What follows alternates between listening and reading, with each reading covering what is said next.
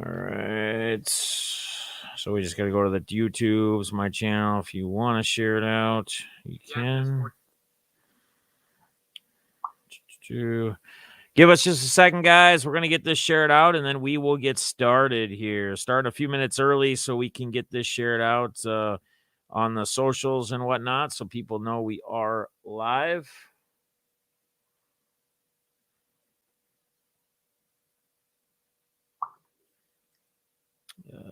Comments. All right. In depth is back and live.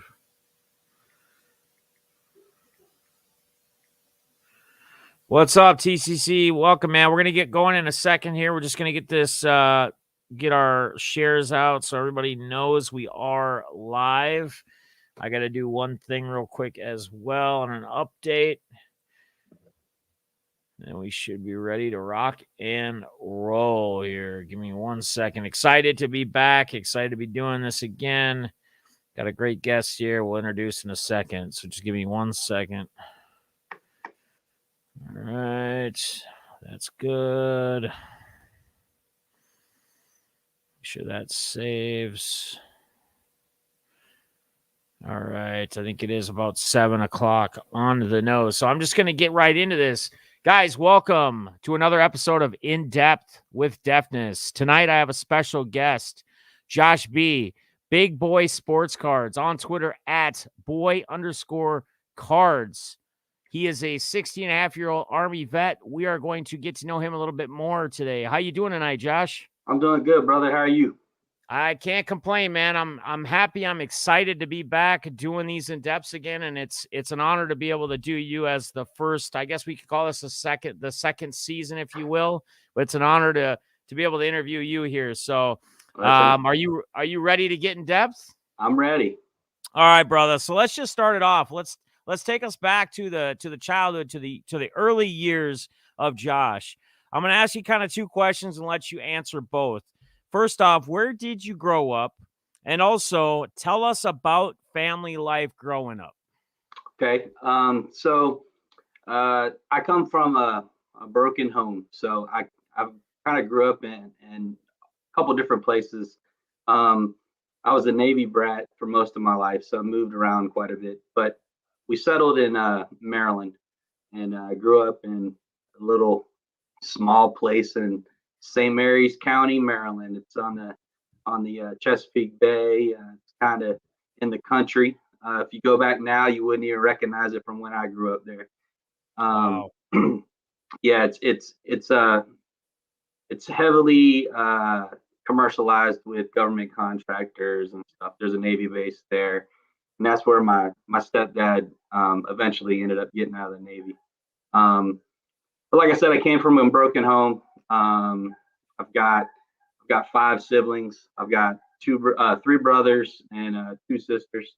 All of them are half siblings to me. Okay. One of them, the one that's from my father's side, he's actually in prison. Wow. He actually had a lot better upbringing than I did, and he's the one that turned out to be the one that didn't go down the right path. But because of the situation with the kids and stuff, and when my stepdad got out of the Navy, we were dirt poor, straight up, like government assistance, food stamps, government cheese, peanut butter, powdered milk. Like I know it all, you know. Right. And me being the oldest, a lot of responsibility was placed on me to kind of help take care of them, take care of my brothers and sisters. The one brother that was in prison, he didn't live with us, so it was just me, my 2 brothers, and my 2 sisters. There was a big age. Go ahead. So was this broken? So was the broken home due to? So were you then fostered? Were you adopted, or was it just from like broken home in the sense of like the mom or the dad or both parents just weren't around, were in trouble, Yeah. or whatever, what have So you? so my mom married my father when she was 18 years old. Had me. It was because she was pregnant with me, right? Yeah. And he was older than she was. She had me. That didn't last very long. They got a divorce. I was a couple months old. Then she moved back to Maryland, where she is originally from. Met my two younger brothers' father, married him, and actually stayed with him for quite a bit, quite a few years. Because there's things from that relationship that my mom had with him uh, that I have ingrained in my brain. And I told you in the email, like, I'm gonna be an open book, and I'm gonna be Right. honest. Yeah. Like And I that's what we walked, love. Yeah. yeah. So I walked in on him having a threesome with Oh, our neighbors next door. He threatened to kill me if I said anything. He beat my mom. He broke her wrist. So I witnessed a whole bunch of that stuff. And that took a huge toll on her. From a emotional and mental standpoint. yeah. And eventually, when he broke her wrist, that was kind of the straw that broke the camel's back for her. She finally left him. We moved in with my grandfather, her dad, and I lived with him for quite a bit. The sad part about that whole situation, though, was that he said that my two brothers reminded him so much of their father, and he couldn't stand him, that they couldn't live there with us. So Wow. my mom, being a young mother of three now at this point, had no choice but to put my brothers in the foster home. And I mean, and to this day, they both still have issues with how that all happened, and I completely get it, and I completely understand. Sure. Um, you know, So but go ahead. if there is not to jump or not No, you're to good. Yeah, we're gonna still stay with this because I think it's important, especially for people out there. But I guess I just want to stop for a second because I can already sense a lot. I can already sense you going through a lot in the childhood as we're going through your childhood right now. yeah. If there is one thing or two things, maybe for somebody else out there, maybe someone who's gone through that or who still struggles with it, and I'm sure you probably still struggle with it as well. But one or two things as far as just the whole everything you've had to encounter and go through your childhood, what's a message or what's something maybe that you've tried to take away from that's helped or moved you and made you who you are today, maybe even? I would be not being true to myself if I didn't put this out there. And I know that there's going to be some people that don't agree with what I'm about to say, but Sure. um, I would say that I'm a Christian, so I came to God in Christ much much later in life. I was 38 when I got baptized, um, and I see so clearly now that the things that I went through, all through my life, it was the good, the bad, and the ugly. It was all part of God's plan, and has gotten me to where I am today, where I'm at, why I'm at peace with Mhm. everything. I Yep. see it; it's so clear to me, and it's hard to explain to people. But um, you know, if people are struggling with that, um, I would try to find the purpose. I tell my kids all the time, in every negative there's a good, and if all we do is focus on the negative, uh, Yep. our life's going to be um, dominated by the negative. You're So right. my daughter, she plays college volleyball. She had surgery, she tore her labrum, and it sucks. And she was struggling with it. And I said, look, there's got to be a silver lining in this. That's what we need to look for. So, Right. don't focus on the negative, focus on searching for what is the good that is coming out of this. Because I totally believe that even in the negative, there's something Right. good that's happening on your behalf. So I'm going to throw a couple things out there to add to kind of what you're saying, because there's a saying that I always use. I mean, if for people who've been around me for as long as I've been around, like sharing my life and everything else, and my channel and streams and everything else, there's a line that I truly believe in, or a saying that I truly believe in, and it's that everything in life happens for a reason. Yep. Like you say, the good, the bad, the ugly, it either prepares us for something down the road, it makes us stronger or better for something down the road, it makes us see something and change our way, maybe, so that we Right. don't get caught up in that situation or whatever it is. I mean, there's a lot of different things. And I want to also touch on another thing you brought up. You know, when you first were about to tell us, you said some people may not agree or may not like this. Sure. And I think that's important, because as there's so much going on right now in the world today, and we see it so often. I mean, I'll bring it up and I'll say it, just for whatever my belief was with that whole trial that was going on. And we're not going to get into all that. That's not what we're here for. We're here for you. But I want to make it I guess, as an example, simply for what I believed in, or how I felt the outcome has gone, or did come, or how it was. People literally could not still follow me, be friends with me, support me, whatever it may be. And I think it's important that we continue to try to rock the message of, me and you can have completely different opinions. Me and you can believe in two completely different things, just like everybody else.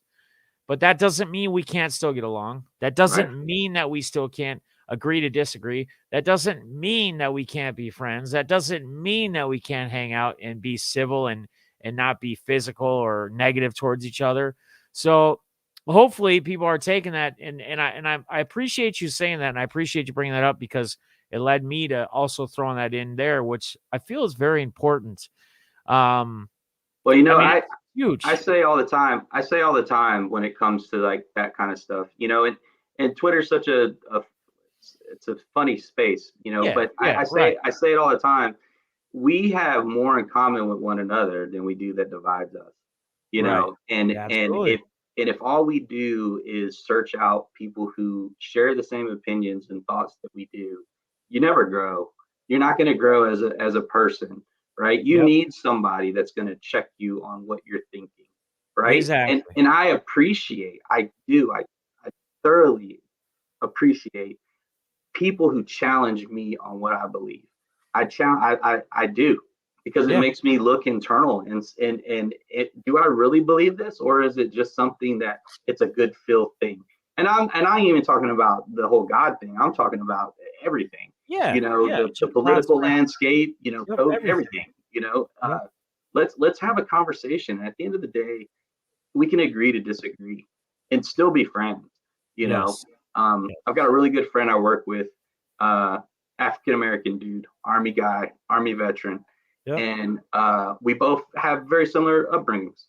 Um, and he trusts me wholeheartedly, and I trust him wholeheartedly.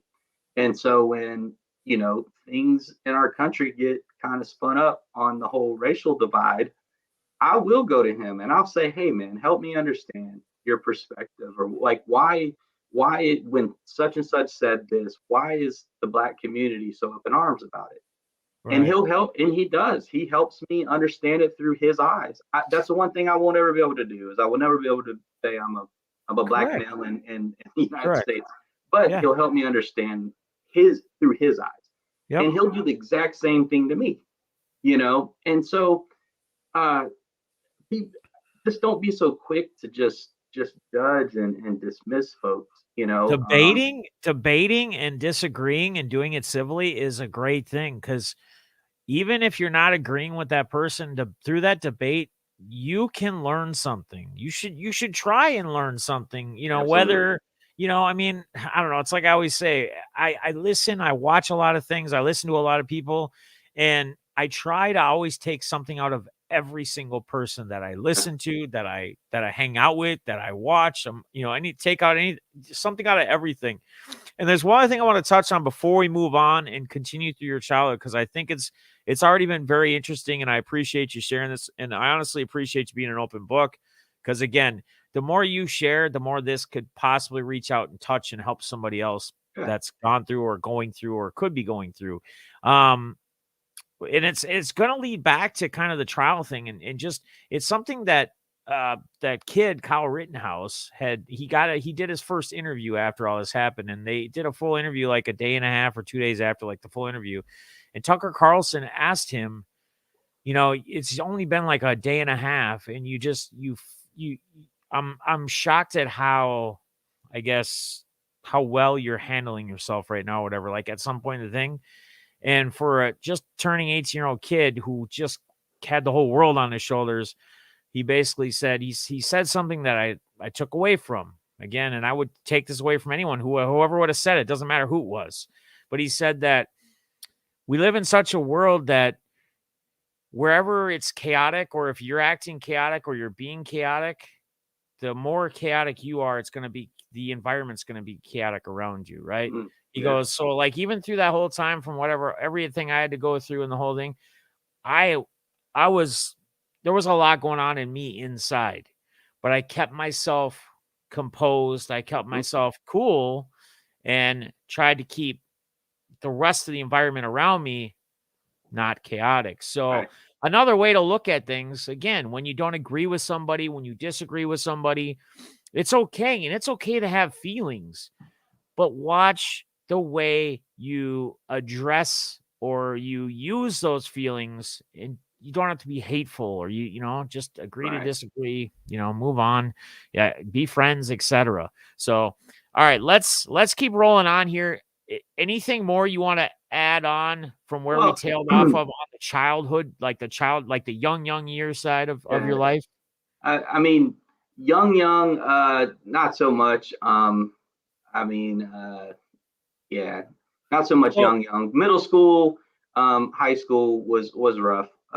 We moved from basically a government projects type area uh, into a HUD home. And my parents were able to purchase a HUD home. yep, And in their minds, they thought that they were doing a good thing getting us out of where we were. right, When it actually ended up not being as good as they thought it was. At least where we were initially, we were surrounded by poor people by every race. When we moved into the HUD home, and I kid you not, I can bring all my families here for Thanksgiving. Uh, yeah, so I that's could bring good, them man. You all got in family. here Yeah, to verify this. But we were the only white family in the whole neighborhood, you wow, know, and so that presented a situation for me. I mean, I used to get jumped and beat up all the time. I'll never forget sixth grade, going to the bus stop, and there I am, not knowing anybody, got my book bag oh, on, and this kid named his nickname was Snowman.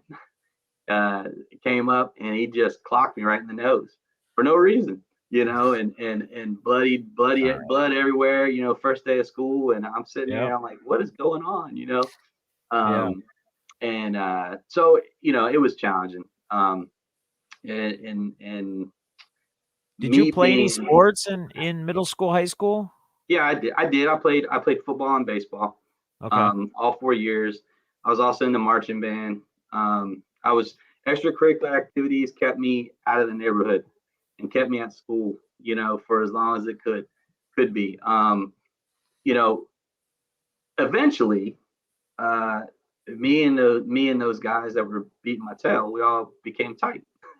Right, Because as what you got a I little started, bit older, right? well, A I year, started even a fighting couple of back is what happened. Oh, Yeah. there you go. So Yep, my best friend, who's more a blood brother to me than my own blood brothers, yeah, he told me he was from the other neighborhood, the original neighborhood that I lived in, yep, and you know, they would jump us both, kind of deal, and he would always fight back, and I wouldn't. It just wasn't in me. I wasn't. raised that way. I was a Navy brat. Every Right. Navy kids were, nice and that kind of thing. So Right. it just was like just wasn't you. I wasn't. It wasn't the environment I grew up in. Right. He finally told me. He said, look, man. He said, I'm telling you right now. He said, when we go down here to the basketball court, if something pops off, he was like, and you don't fight back. He said, once they get done kicking our ass, I'm kicking yours. And I just looked Oh, at him like, this is my best friend. You know what I right. mean? Right. And Yep. sure enough, we weren't even there like 5 minutes, and That's the day you grew up right that was the there. day that everything changed. Yep. Yep. Did I guess I wanted to, and I don't know, maybe I'm jumping the gun to Are where you this good? first took place, but I want to ask you as far as, and I want to throw a little hobby related in there, right? Yeah. Because we are the people of the hobby. Tell us about your first encounter with the hobby, with sports cards, trading cards, what have you. How old were Yes. you? When did that take place? Yeah, I was about 11 or 12 years old. Okay. And it was a card shop that was like right across the street from the volunteer fire department. And it was right outside that first neighborhood that I lived in.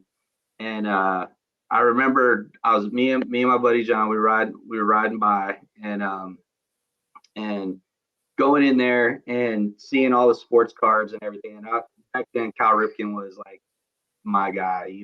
Yeah. And so, just looking at all the different Cal cards and stuff he had, that was really my first like introduction to it. And then what I would do is my mom would give me money to go buy her cigarettes, and then I would take change and I would go down Yeah. to the card shop and Yep. buy a 50-cent pack or whatever. And Yeah. and eventually it turned into her giving me $5, and it was a way for me to be out of the house as a babysitter, because I would spend all day there. I Yeah. would go down there and just look at everything and just talk to Yeah. the kids and stuff that came in. And Yep. so $5 would last 6-7 hours. And so Nice. I really do believe it was easier for her to give me $5 to get me out of the house. Nice. So, yeah, and I mean, I guess I don't remember if you told me exactly your age. You don't have to say it exactly on here, but I can tell you, like, when you say change, like in my days when I was little and I would ride my bike to the stores or whatever, the change, I mean, I could literally take change and probably get a pack or two of cards. Garbage Pail Oh Kid yeah. packs for the Hmm. first series that are probably thousands of dollars if you still haven't open now Yeah. for a quarter, etc. So, yeah, when you say change, I mean, in today's world, we say change. A younger kid that's probably watching is going, change that ain't going to get you anywhere. I mean, we need $100 bills before we're going to be able to get anything. Change ain't going to get us This is nowhere. this is the original. This is the Binder. this is the original binder. Yep. That's Yep. awesome, man. So That's got cool. got all That that. is really cool. That's got to be something cool and something special. Also to share Oh with yeah. your kids and be like, hey, man, this was Dad's first That's right. binder. I do want to say I want to jump back one thing to what you brought up about not only playing the football and sports, you also being Yeah. a marching band.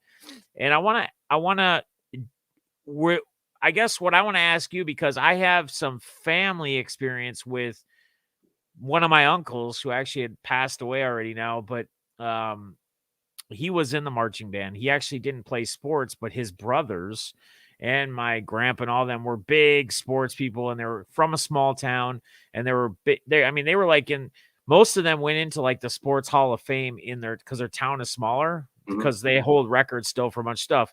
But one of their brothers, one of my uncles, he was strictly marching band. He was in a marching band. He wanted to be a teacher, etc. And he actually got picked on quite a bit.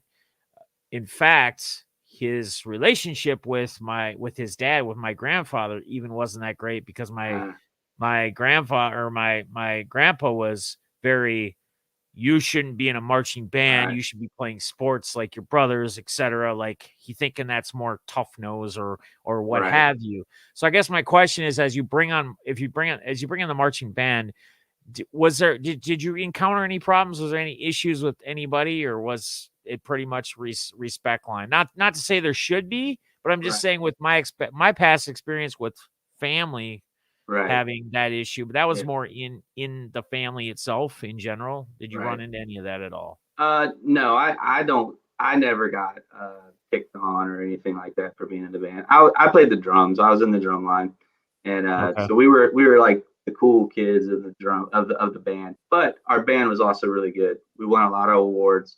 Um, we were a big band, and so I don't think any of the kids in the band.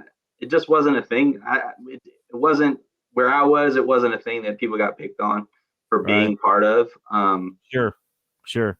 You You know. see that so often, and I'm not Oh just yeah. saying that. I'm saying anybody could be involved in anything in some group or somebody or some people. It's that middle school, high school. It's the Hmm. it's the young years. We don't know how to grow up. So, kind of taking us through high school, playing sports. High school, any overall issues at all or anything throughout high school? Pretty much everything was smooth One sailing as far as one. Well, yeah. I mean, it was somewhat smooth sailing. I mean, I still dealt with the issues with other kids from the first neighborhood I lived in, and just now that I'm older, man, I look back at things, and I didn't have a lot. I didn't have name brand clothes. I didn't have any of that. yeah, But what I yeah, did do, what I did have, despite the lack of parental guidance and upbringing that I did have, sure. I had two parents that supported me in pursuit of sports and extracurricular activities. They kept me involved. They really did. And because of that, you know, I think that a lot of these kids that came from the same like underprivileged situations that they were in, they didn't have those type of parents that could buy them cleats or buy them a Right. baseball glove. You know what I Yep. mean? And Yep. so it was a lot of, jealousy, envy, maybe. And so just kids being kids, well, you get to, why don't I? I'm gonna fight you now, kind of stuff. Right. And so I Right. got suspended a lot. I fought a lot. Okay. I did. I mean, the first date me and my wife went on, uh, I got in a fight with a kid that was like relentless bully to me when I was in middle school. And Wow. yeah, When you oh and yeah, your wife so, not to get too into your marriage, but you oh good. say a kid you went to so have you kinda stuck around the same area as you've gotten older? So was this like, how long? I guess the main question would be, how long ago was that when you say you got into a fight with the middle school kid on your first date with your now wife, right? Uh, it. I was in 11th grade when that happened. So the kid relentlessly picked on me while I was in middle school. So the way that our Okay, school so was set up, you've been married to your high school, I guess you'd say your high school sweetheart, is that correct?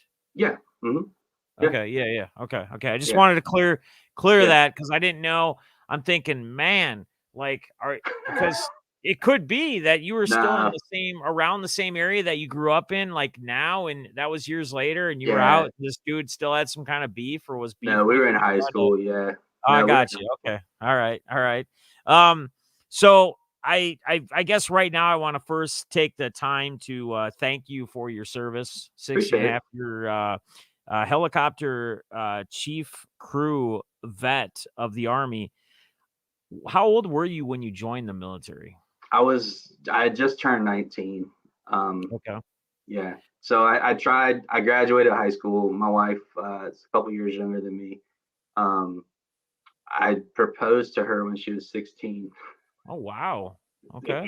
I'm You guys are telling still together, man. That's incredible. I'm Kudos, man. telling you, man. I got my own daughter. She's 20, dude. If she came home with a ring, it would be like, no. Uh, Right? Right? so Get the um, shotguns, right? oh man. But yes, I proposed to her when she was 16. I was out of my mind, dude. I was already in the army. Um, and uh came home on leave. We her birthday is around 4th of July, and I had this big elaborate plan with the fireworks and everything for 4th of July that I was gonna do it, and Yep. it rained, so there was no fireworks, and I was still, like, all right, well, I'm still gonna do it, and popped the question, and she said yes. But yeah, I joined when I just turned 19. Um, I tried college when I graduated. Um, School just wasn't my thing. Wasn't for me Um, either, man. yeah, just wasn't my thing. I lacked uh, I lacked the discipline. Um, the responsibility. Again, home upbringing just wasn't there. My dad, I call him my dad. He's my stepdad. Mhm. He raised me, and he did the best he could. Yeah. Um, but he just worked a lot. He wasn't there to really guide me as a young man and show me Yeah. that kind. I mean, he was showing me through his example, but Yeah. he wasn't there to vocalize it to me, if that makes sense. Yeah. What's Um, interesting, not to cut you off, but what's interesting is it sounds to me like you said, you had a hard time with discipline, you had a hard time with all of that. It sounds to me like you kind of felt like after trying the schooling thing and knowing that discipline and stuff wasn't there, that you felt like joining maybe the military was the answer and maybe was going to get you that discipline and whatnot. Am I on the right page here, or correct me yeah. if I'm wrong? um, I don't know if that was initially the driving force of me. Right. I was talking to who then is now my wife, and yeah, I just came to the realization that like if I stayed there doing the same thing that I was doing, bouncing from job to job and whatnot, that I was either going Sure. to end up dead, end up in jail, or doing something else that just wasn't going to be good. And Right. so I needed to leave. I needed to get out of there. I needed to go. And like I said, my father was in the Navy. My stepdad that raised me, he was in the Navy, Right. and so I knew that life, and those were some of the better years of my life. So Right. I joined the Right. army, and I'm thankful for it because I needed to go somewhere that if I didn't show up for work, they were going to put me in jail. Right. And Yeah, through your active service, you were deployed twice, twice. correct? Yep. 2 times? 2 Yep. times? I did a year deployment to Afghanistan, and then I did a operational deployment to Saudi Arabia, and which Saudi is considered in the theater of operation, um, but it's nothing like Afghanistan was. Um, Is there I, any stories or anything you'd like to share or anything you wanna talk about your experiences while you were deployed either way in Afghanistan or Saudi Arabia? yeah, I mean, I did a whole bunch of stuff in Afghanistan, stuff that like you see on movies, and I So did do you a suffer from, like, any PTSD or anything from this? I've been diagnosed with PTSD. Yes. And I Um, think I mean, I don't know if that's a fair assumption. I don't truly know, but from what it seems like or the understanding is typically people who have served, who have been deployed, who have been to areas and things like that, who have experienced any type of yeah, combat or war per se, uh, typically sounds like at that point, they get yeah. diagnosed or they get PTSD. I have a So hard time. I have a hard time sleeping. Just we would get rocket attacked, uh, wow. and so I have to sleep with like fan right next to my head for the noise. Wow. I get severe anxiety when I'm in large crowds. Like I can't stand going to the mall or even in the airport. I struggle. Huh. I too many bad things happened in those types of environments. Right. But yeah, I didn't lose anybody there. Um, I did have a soldier that went on a deployment after our deployment, and unfortunately Didn't make it he did back. die. Yeah, and so that was rough. That hit me pretty hard. It's like, man, we just did a year, and you made it, Right. and then he goes back and he's running his own squad, and he ended up getting hit with an RPG.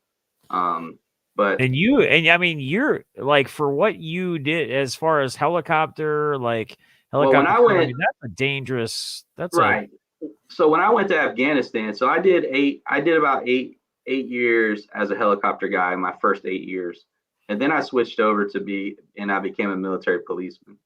And okay, so I finished my career as a military policeman, and that's what I deployed as. And in the okay, theater of operation, when you're deployed, all MPs are infantry on wheels. So right, we were doing, village assessments. We were doing, route reconnaissance, overwatches, you name it, we did it. sure, Um, sure, sure, so uh, but yeah, and then Saudi Arabia was totally different. Saudi Arabia was really chill. I really enjoyed that. I was an advisor to the Saudi Royal Army, and huh, I was the highest ranking MP in the entire country. So it was me and a wow, major, and so um, we would travel around the country. If they had a problem with a soldier somewhere at a different yeah, city, we would have to go and we would have to do you know and military police stuff.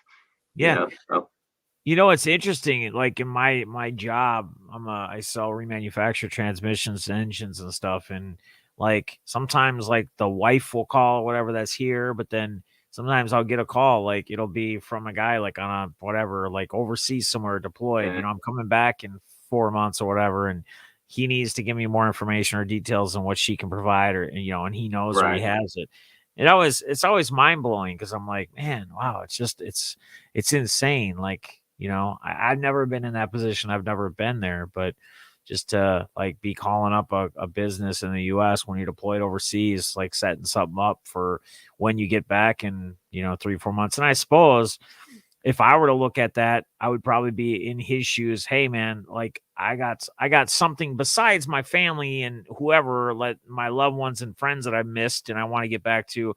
Like I got a project or I got something when I get back, to right, look forward to doing. Like cuz yeah, usually they're buying something for like they're doing some kind of project build or something. It's right, not yeah, usually when it's something like that, it's not usually they're looking for something for like their everyday vehicle. Like a right. guy's got a plan to do some kind of project build or something. So, pretty interesting. But so when I'm assuming you're probably like a lot of us, as far as on the collecting side or the hobby side, younger years, 11 or so, whatever, 10, 11, I think you said the first time, the Cal Ripken, hanging out at the shops, the change.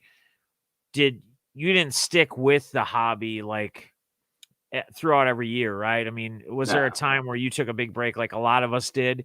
yeah, When did you reconnect with the hobby, or when, I guess, tell us about when you got back yeah. into the hobby?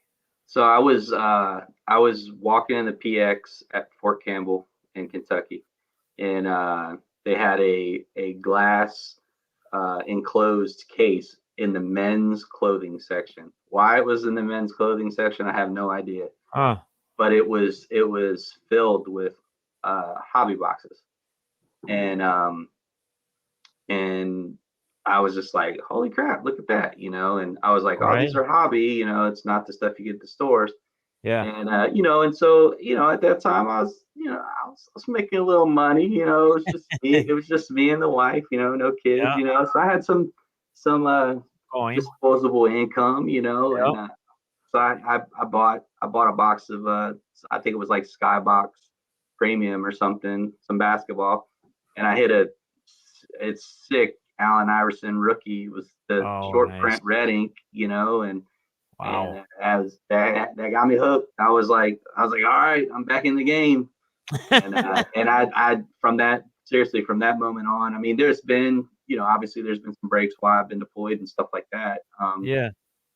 throughout the years. So it's like I can't remember what I was telling. I was telling someone else that's in the Twitter hobby Yeah. universe, that it's funny when you look at my collection because it's like, 96, 90, 90, 93 to, 90, 95, 96. I have Yeah. some that left. And then, you know, 97, 98, 99, all these sick, insert cards and stuff that everybody's looking for, and then it's like a break, some Yep. army stuff, and then pick back up in the 2000 time frame, and Right. there's some junk wax there back then, but a little bit, um but yeah, so it's got some holes in it, but Yeah. um I going think through most of us everything. did. I think most Yeah, of us yeah. did, yeah. That's why I'm just curious. You brought up that Alvin Iverson auto, that short print. Do you still own that, or did you sell that? Nope. So You wish you owned it still, right? oh, You're like, I absolutely wish that. So after Fort Campbell, me and my wife moved to Fort Rucker, Alabama. mhm, And she worked at it was a telephone internet cable company that was right outside the mall. okay, And she would go over at her lunch break and just walk around the mall. yeah, She came home and said, "Hey, they're having a card show uh, up there at the huh, mall," and we were expecting my daughter. And yeah, so she was like, "Why don't you?" And at that time, I had my daughter's room, but ended up being my daughter's room was like my man cave, and I had all my cards displayed and everything, and sure. posters and all that. Oh, yeah, Like, why don't you take some of those cards up there and see if you can sell some? So I was like, all right. So we go. I didn't look at a Beckett, didn't check nothing, none of it. So I took the Allen, took a couple of the better cards I had, and yep, and I went up to the first guy I saw. He had a bunch of sealed wax and a couple cards, and he had a sign that said I'm buying. And I was like, hey, well, what would you give me this? And he's like, oh, I could give you this cash, and but if you want cash and trade, I can give you 5 boxes of this and three right, boxes of this, and $400. And again, I hadn't stepped foot in a store to see how right. much those boxes were.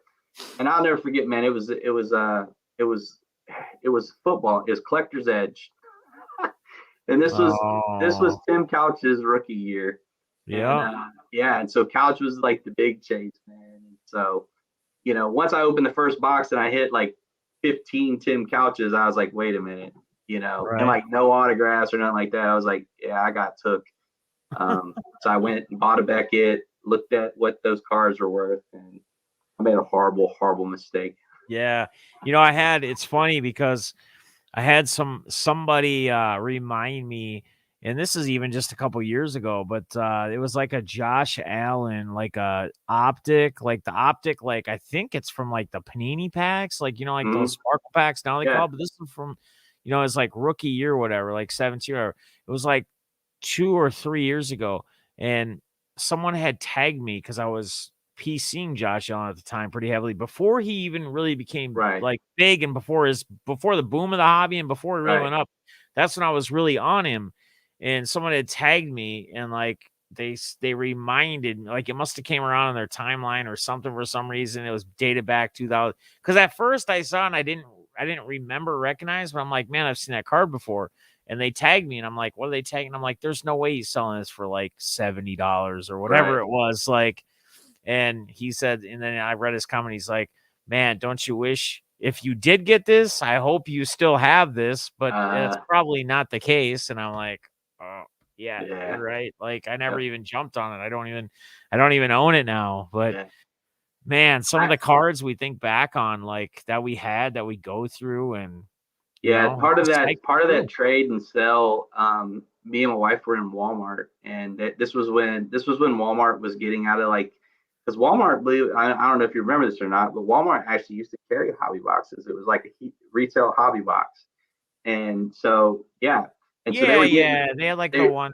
Yeah, yeah, they yep, were they were getting yep. out of the business of carrying that, and they had a shopping cart filled with Oh, wow. all this product that was like 75% off. And so I Wow. bought all the Upper Deck baseball, and it was Alex Rodriguez's rookie year, whatever year that was.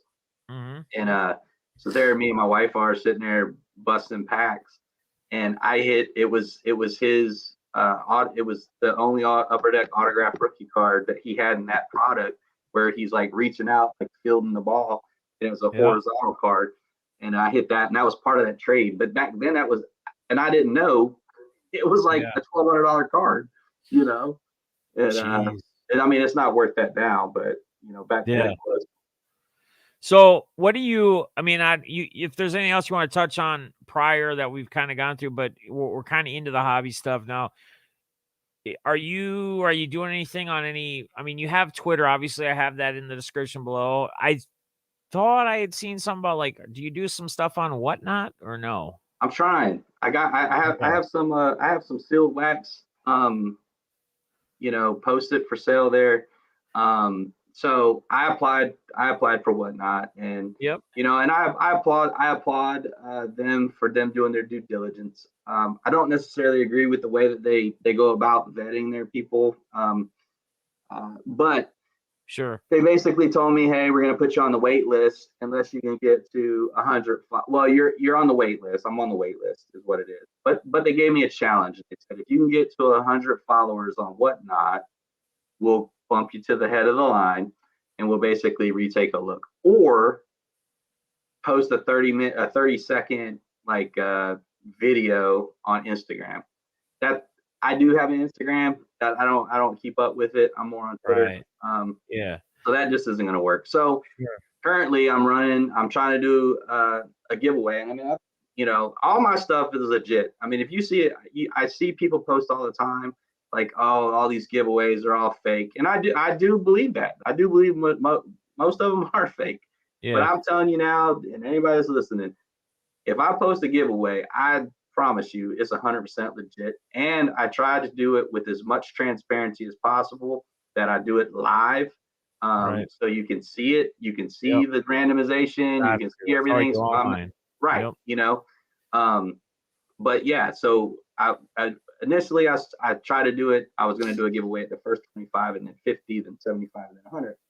And somebody said, look, man, like it's going to take you forever to do that. Just do one big giveaway, try to do a mass push to get everybody to 100.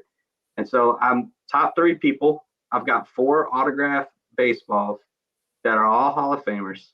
And I'm telling you, there's 2 of them in there that are really nice balls. So Um, is there just like a link that'll get, if you go on the app, that'll yeah. get you? So send me a link.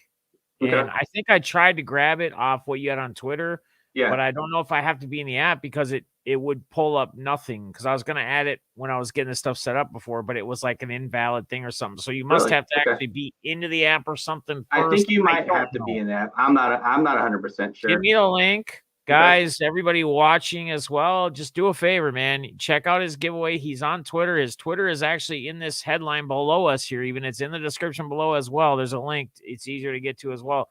But go ahead and make sure you guys just give him a follow and get involved in this. Get him on the whatnot app Whatnot. or Yeah. whatever. Whatnot. Yeah. Yeah. And possibly win something. So, and as well, follow him on Twitter too, as his Yep. links below. He's been on the Playmaker podcast in the past as well. He'll probably join us again sometime whenever he's free and available.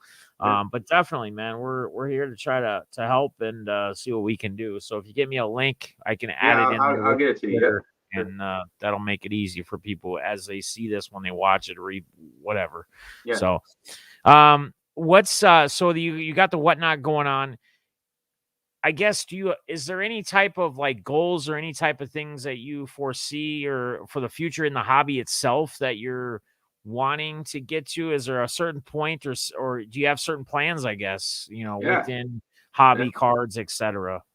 Yeah. I with the whole COVID stuff and everybody, getting locked down and stuff and pulling cards out of the closet and start going through stuff, Right.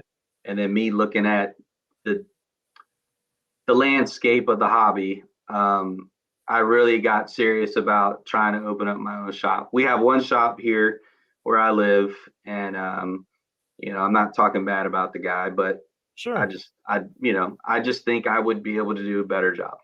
And Do it, man. and so I went and looked at the retail space. I started talking to the realtor that manages it. We started negotiations with the price for the place. Got my business license. Got my wholesale account set up with 2 of the largest distributors in the country. And you can't get allocation. You can't get boxes at the cheap price. You can get them at the marked up price. And Right. so, and that's and everybody that's trying to break into that, they all face the same issue. Right. So talking to the one distributor, I said, look, I've got 3 guys. They're investors. They really they want to get behind me and get this going. We need a number. Like what do we need in order to Right. start getting allocations? And the guy said, well, what I tell you right now may be different tomorrow, but he said, if you're wanting a number to move the needle, 500,000 is what he said.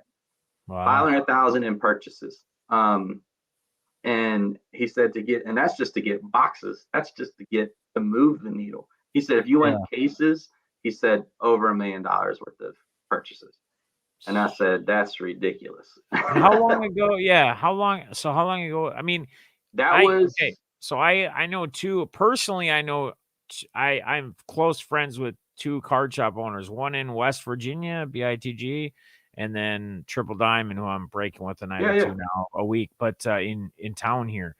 And I mean, they don't tend to, I mean, BITG, I think, struggles a little bit with products. I mean, he has products, he can do products, he does his breaks, he has boxes in the store, Triple Diamond. But again, I'm wondering if, and I don't know, I don't know this, but this might be something we can talk off camera. But Sure. you might want to look also into, you might want to look into either you or a buddy or whoever's going to be involved in this. Well, maybe not the investors, because they probably don't want to do that kind of stuff, but maybe like starting to do some breaks or something as well to kind of start getting that flow. So you're, and then you can create some more connections elsewhere where maybe you can utilize or you can grab some inventory, or do that or do this. And then that way, if you do get that storefront as well, maybe that storefront doesn't need to be packed with like boxes. It can be more singles and what you can get, but then you also do your breaks and you can have the trade nights and you can sell the singles, and then you just kind of continue to build on. I mean, you're going to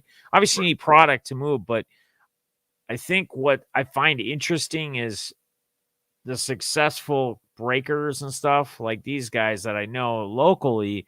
They've been breaking for about 1.5 2 years now, and they just opened the shop. Like, they've planned it for a while, but they kind of used the breaking, the breaking still probably the big part of it. Cause right now, not a lot of people know where they are. Not a lot of people even know they're open.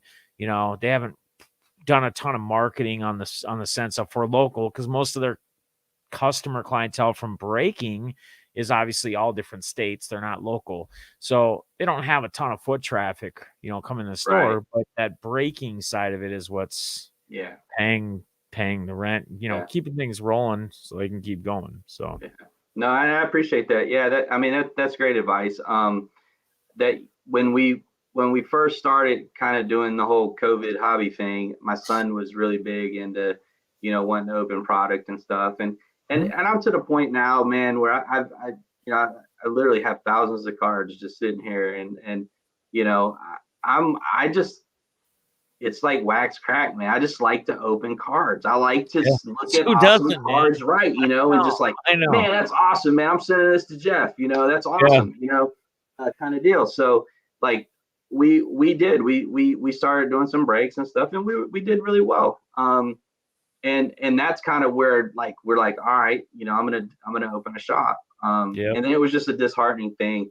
I have been blessed with meeting some people through Twitter that a matter of fact, this evening a guy reached out to me. I met him a couple months ago on Twitter. We got to talking and stuff, and he actually lives where my daughter goes to college. And the last time we were up there, we met up and had a beer together and got to talking and stuff. And he has a really good friend that has a sports memorabilia store there that wants to get into carrying product. And so he actually just DM'd me this evening and said, hey, here's my buddy's number. He wants to talk to you about maybe you providing him, because I can get it it is a discount, but it's not the deep discount. So I think people, I really wish people would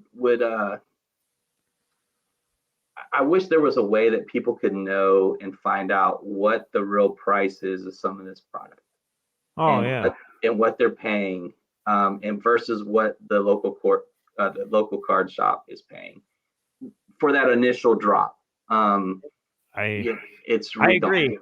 I agree because I tell you, Josh, I got another buddy, Lance, at Up North Lance. They're called what is it? Up North North Star Collectibles, I think is their name of the company. They don't have a storefront. They basically do it online, whatever. But what they've done is they got an account with like uh, Southern Hobby in them like Yeah, couple years ago, 3-4 years ago.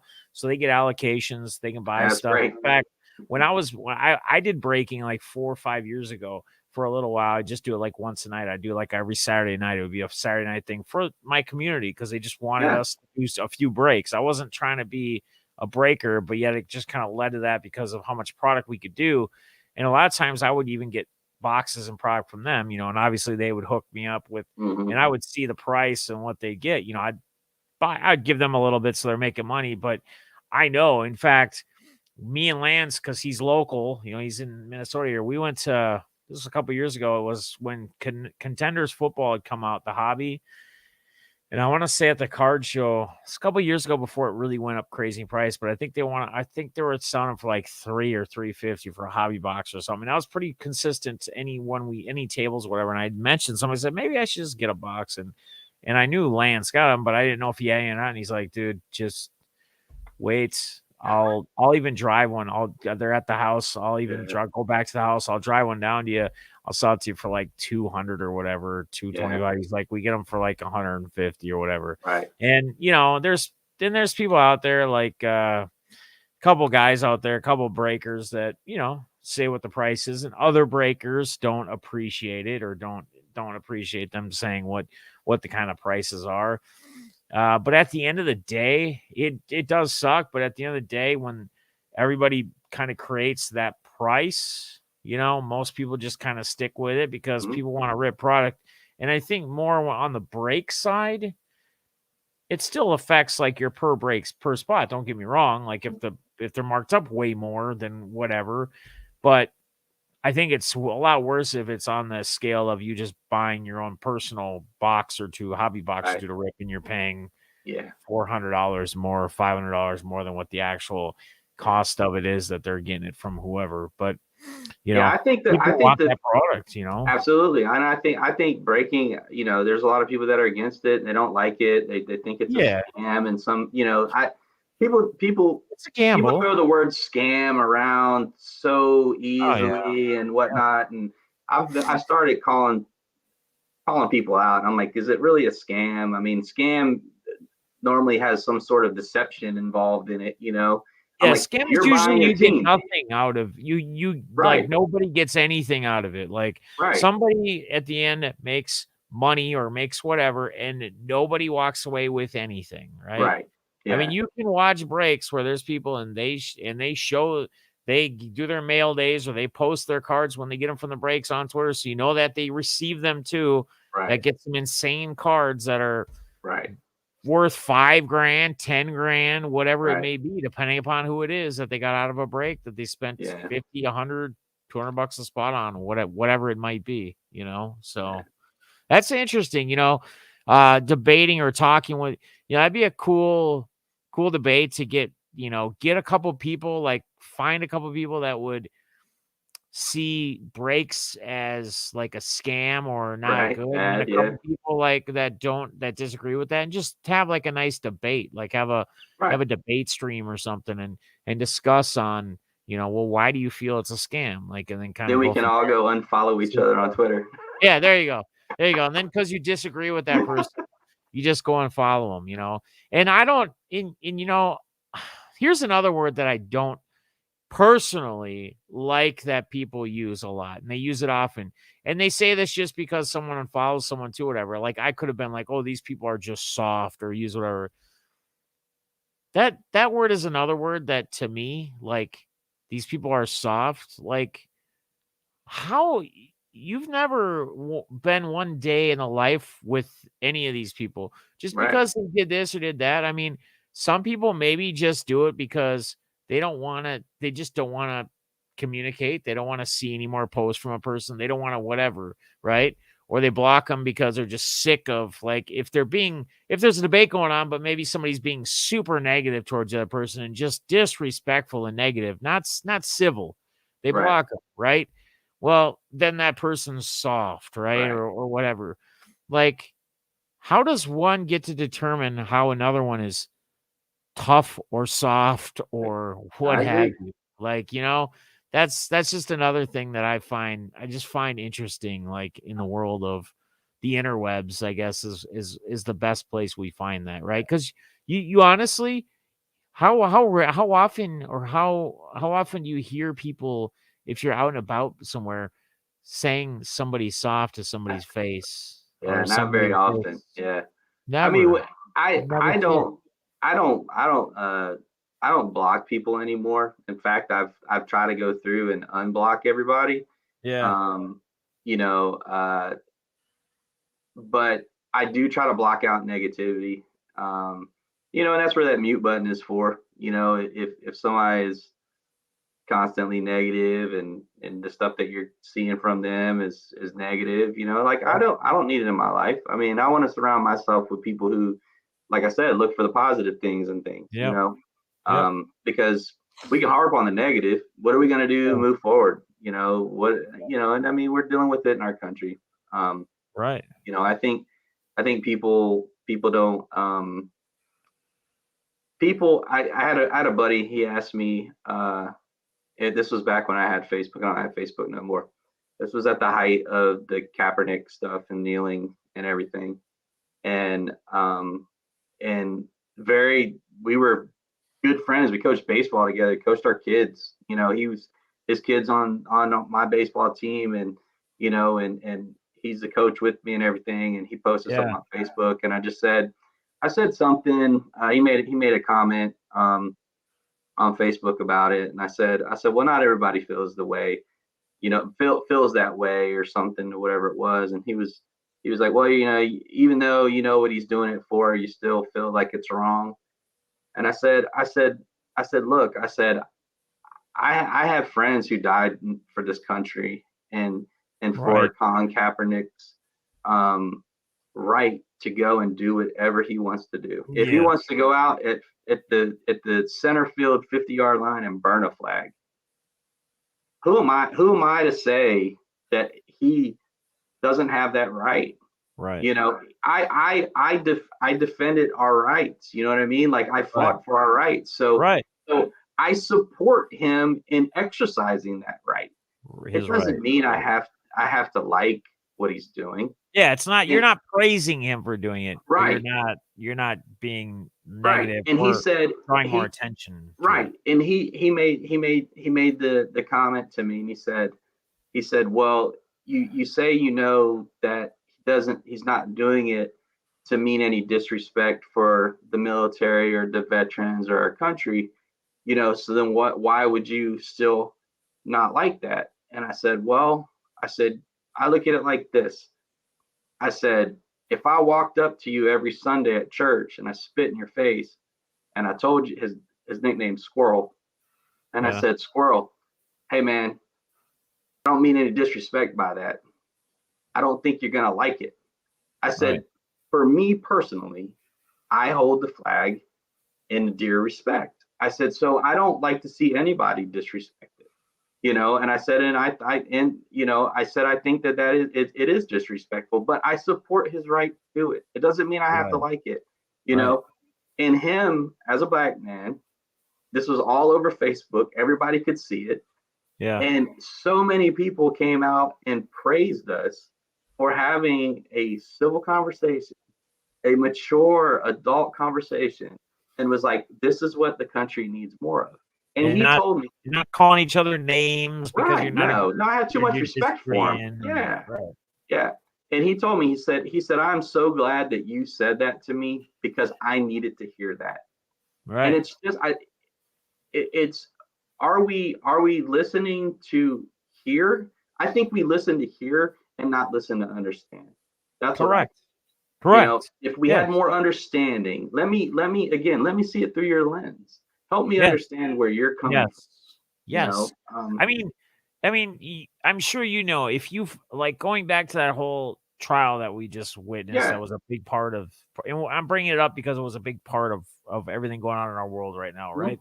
But how often, and how often even our mainstream media didn't have any facts correct, didn't have anything right, like, saying Kyle is this and part of this group, and it was never true. There was never, nothing was ever proven or found of anything being that.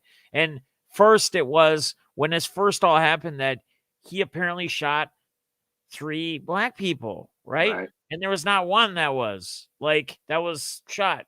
And it's jumping the gun, and it's just, I guess, wanting to create it however you want to see it, right? But not understanding it, or not having all the facts, not actually knowing anything about what's really going on, not watching much of anything of it and speaking upon it and thinking that like even the crossing state lines and all that, that was completely false, Debunked. as it's Yeah. been proven in the whole Right. deal. Like, but there's just so many things you can dive into and get into. And I think Steve, as we're talking about this, Steve Thompson, and I'm going to get back to TCC Jacob's comment here as well. Now that we're past an hour, so we can kind of start paying attention Yeah. to some Q&A. I wanted to focus more on just you in general, what we're talking about. But Steve said, I would enjoy being a part of that discussion, Def. Civil discussions have been lost for some reason, and we need to bring it back. Lead by example. So I think what would be cool is, like, we try to find a night. Maybe we do it once a month or once every 2 weeks. We find a night, fire up the YouTube here, we fire up the panel, and we bring people on, and we say, hey, we're gonna talk on certain topics, and we're gonna have civil discussions. These aren't Yeah. gonna be negative. These aren't gonna be bashing. We're gonna simply sit here and we're gonna debate on certain things and go back and forth and be civil and see if we can lead by example, like Steve says. I 100% agree. And I think everything that Josh has said here and what we've kind of brought up through this whole in depth has really led to that, about how we should be able to see differently and yet still be able to be friends and get along, etc. Not have to unfollow each other, Right. bash each other, be negative towards each other, still be Right. positive. One thing, going back to the scam, we were talking about the scam thing, Hmm. like with brakes, which we could discuss with some other people who maybe saw Yeah. this. TCC has a good point.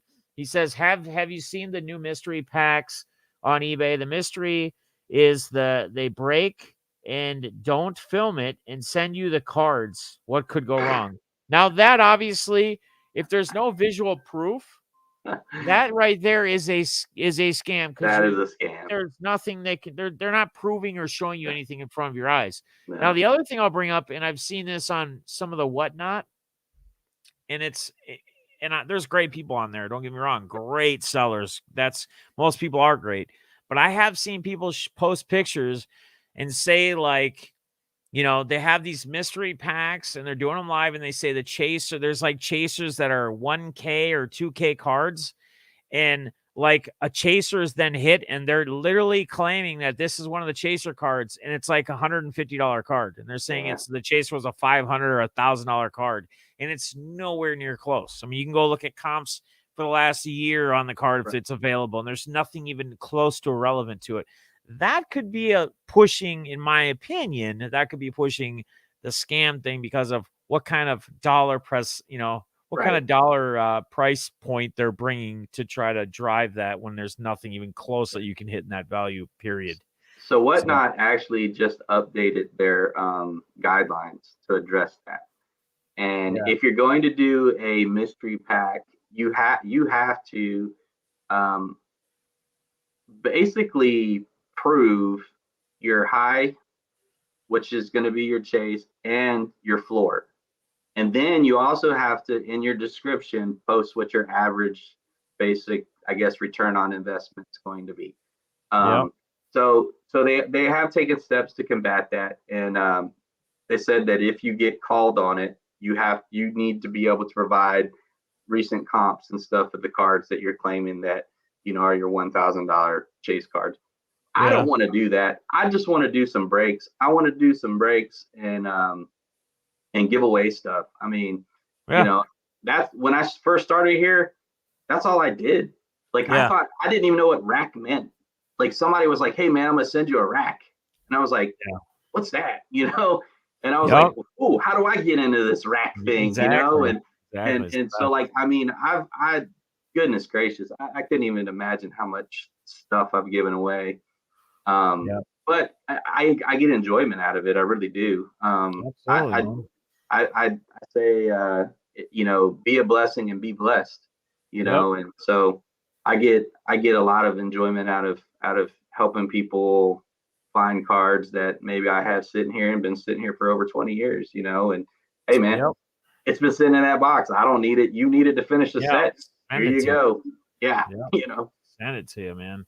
Yeah. Um, let's see. Sadly, no, Steve, and these breaks are selling. I'm just trying to catch up on the new collectors getting taken advantage of on Amazon, selling 50 top loaders for $30 and thousands of positive reviews. Yeah, I mean that's another thing, man. Just like supplies, but all that stuff is just getting so hard and getting so short.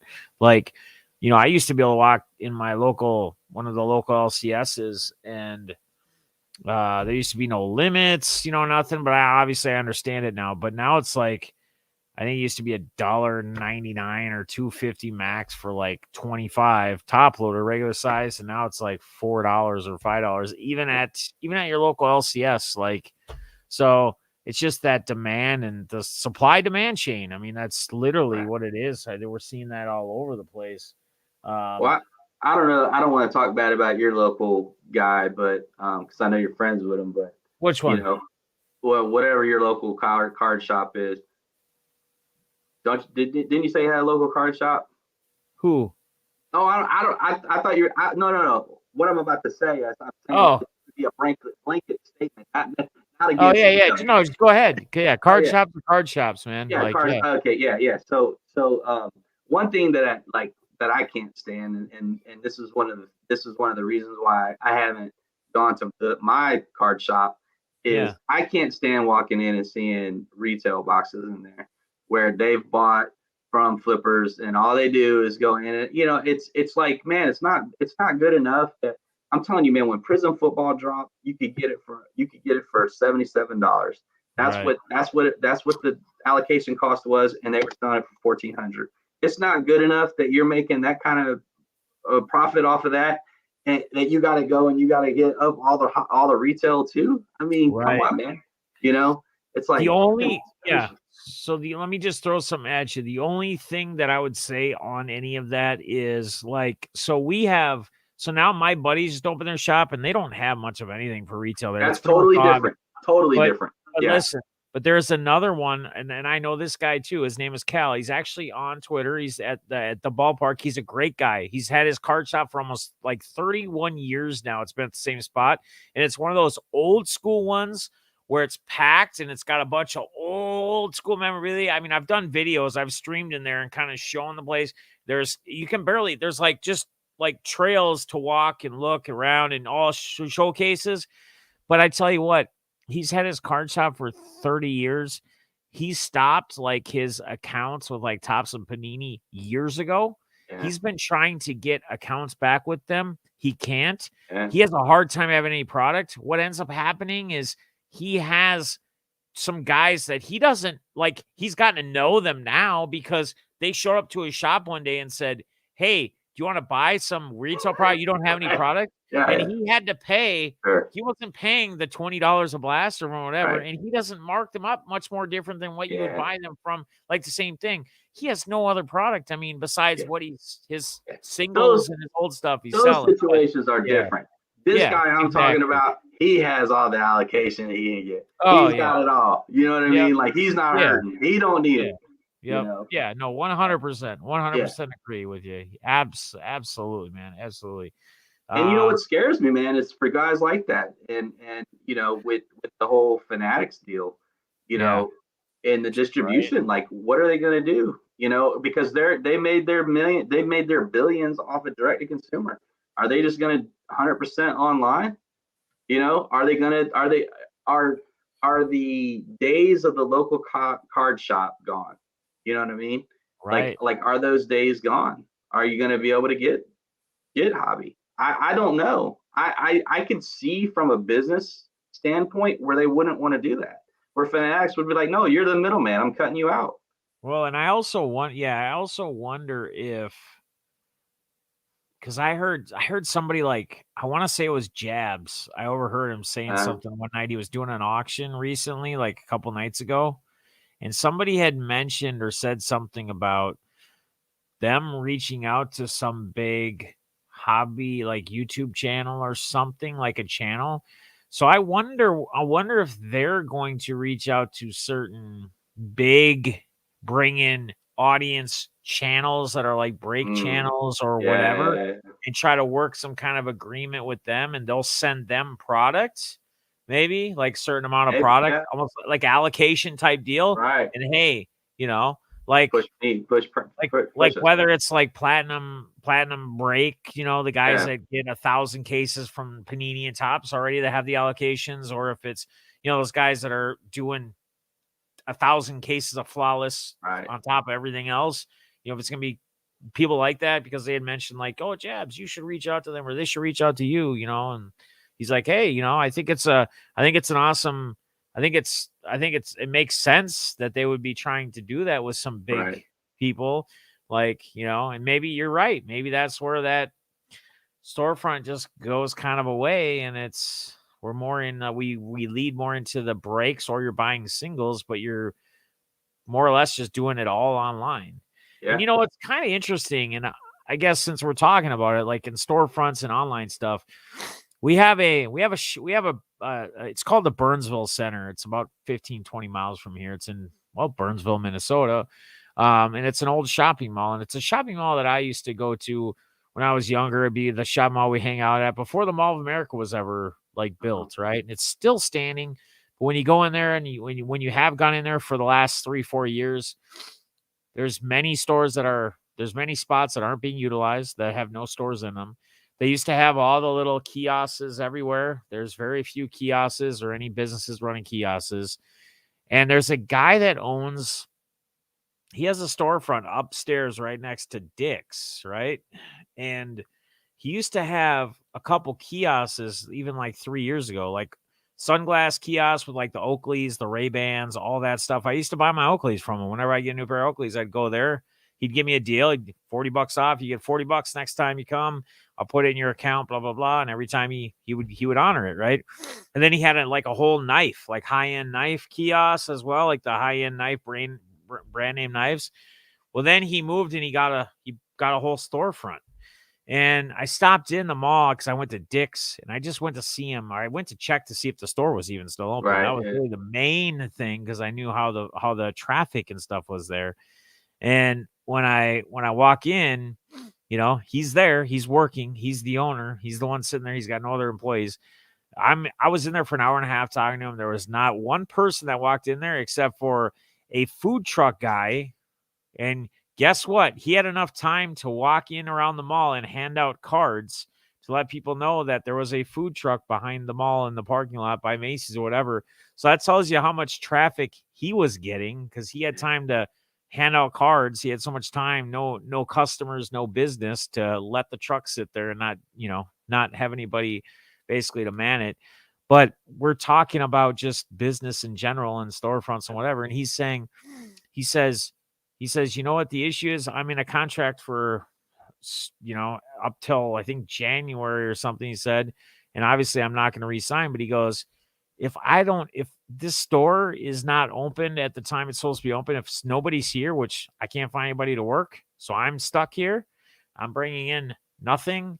I got all these orders from these distributors that he's supposed to put in. He goes, I'm not putting them in though, because I have to fork up this amount of X amount of dollars. And as you can see, stuff doesn't move. This is a normal day these days. Most of my stuff's online, but it's still not moving like it should be. He goes, every time no one's here to open the door at that time, whatever. He pulled out these pink slips from the mall people, whatever. There's like 10 of them. He goes, each one of these is a $250 fine for either wow, not having the store open or wow, whatever. Like, they have their own policies, and that's part of the contract. You own a spot, you own a business, and got to be open, he's not even making that right, in a day at the storefront. Like, right. I mean, it's just mind blowing. Yeah, And man, you wonder. And I'm talking to him. I'm like, dude, why even have a storefront? And like, we had this conversation with him like a couple years ago. I'm like, dude, why not just do it all online? I just don't understand why have all this, all these utilities and this and the rent and everything else. And at that time, he's like, believe it or not, the storefront's actually bringing in more money than the right. online does. But I think that's I at think a least in lot of what he businesses, I it's think a a lot of fit. businesses through this COVID era, man, are really starting to figure that out. I know Yeah, that the company that I work for is huge, and they are pushing a lot of people to get to work virtually. right. I was an in office guy, and my manager came to me about 4 months ago, when they were starting to kind of do the return to work stuff, and was like, "Look, man, like we're really kind of looking at you to move you permanent virtual. You really don't have it. You don't really have a need to come in the office. Like you're getting Right. everything done that you need to get done at home. Like, could you see a reason why?" I said, "Just for the interaction of other humans. I mean, no, not Right. really. I mean, I'm not that far away. I could come in if I need to for a meeting or Which whatever." the interaction with humans is Oh, it's huge. huge. Yeah, it is. I Yeah, mean, it really is. I know it yeah, too because I work from home, and like yeah. that's why I love like I got this breaker job like once or twice a week because like regardless of anything else I do, it forces me out of the house like once Right. or twice a Yeah, week, right? Like yeah, different scenery, different environment, what have yeah. you. Well, So, luckily I got my kid. My kids keep me busy, so oh yeah, yeah. yeah. So, but yeah, So, so the biggest footprint is office space, man. Office right, space and all the utilities that go along with it. So if we can right. push you home, let's push you home. And that's happening. Like you said, why have that issue with having to open at a certain time or you get, fined Right. $250 when I could do it all online? Exactly, exactly. Texas car collector Jacob says, I'm curious if Tops and Panini have copyrights of all these variations. They're getting to the point of goldfish parallels. What are they gonna be able to make after the transition? So he's talking like, I mean, they do have some really silly what they got the toilet paper Yeah, emojis, all sorts of emojis. Now it's like toilet paper. Like, first of all, why do you have a toilet paper? What is that? Are we putting this just on the players that people assume are trash or what? What's the deal there? That kind of doesn't coincide yeah, unless you're having a trash player set or something, or garbage set, or whatever word you want to use that people like to yeah. use around the hobby these days, I guess. So I don't know. I mean, I don't know either.